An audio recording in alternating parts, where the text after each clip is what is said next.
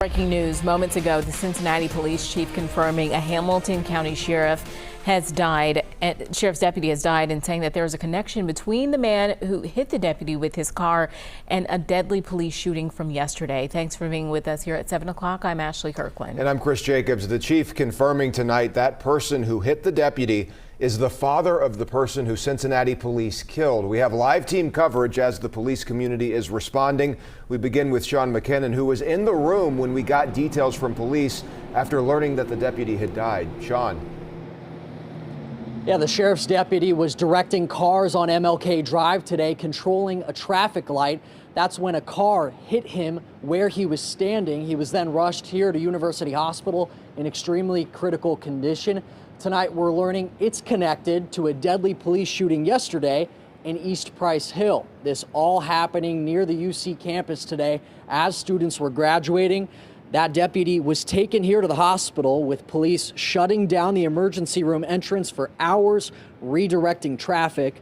Both the Cincinnati Police Traffic Unit and Homicide Unit are investigating this person who hit the deputy. Cincinnati Police Chief Terry Thigi explained the connection to yesterday's shooting, confirming a connection to the 18-year-old victim. I followed up with the chief about the specifics of that connection. An officer-involved shooting at approximately 9 a.m. yesterday morning. There is a connection between these two incidents. The driver of today's vehicle that struck a deputy has a family relationship with the 18-year-old that we shot yesterday. Chief, is the person who hit the deputy the father of the person who was shot yesterday? Yes. And the Hamilton County Sheriff was visibly shaken, choking back her words, saying every member of her department knew and loved this deputy. She also says there will be a procession for this deputy who was killed. Police say the person who hit the deputy was also taken here to University Hospital in critical condition. Reporting live from UC Health, Sean McKinnon, WLWT News 5.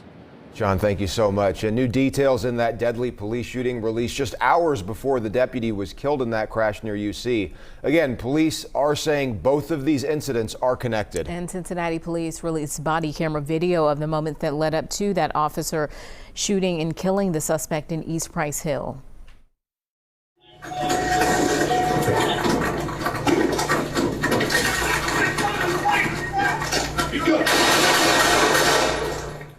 We pause it just before you see the shooting there. This all started with a stolen car.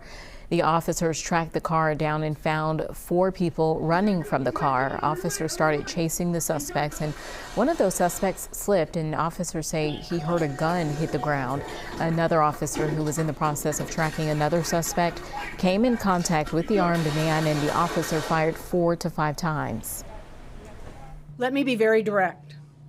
We cannot allow individuals to flee from officers with a loaded firearm aimed at them. When this happens, the outcome is almost always tragic. The man that was shot by officers was given first aid but died. The father of that man is who police say hit and killed the deputy today near UC's campus.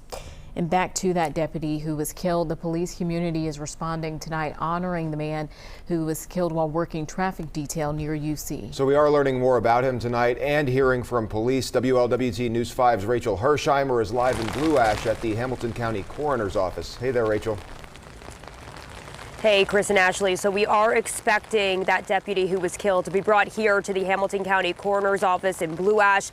Earlier today, we heard from Hamilton County Sheriff Charmaine McGuffey. She said there will be a procession for that deputy who was killed. Now, already at this hour, we have seen dozens of Hamilton County Sheriff deputy vehicles pulling into the parking lot of the Coroner's Office here in Blue Ash, standing together. This is an extremely somber day for the law enforcement community. We heard that emotion in McGuffey's voice during that news conference this evening.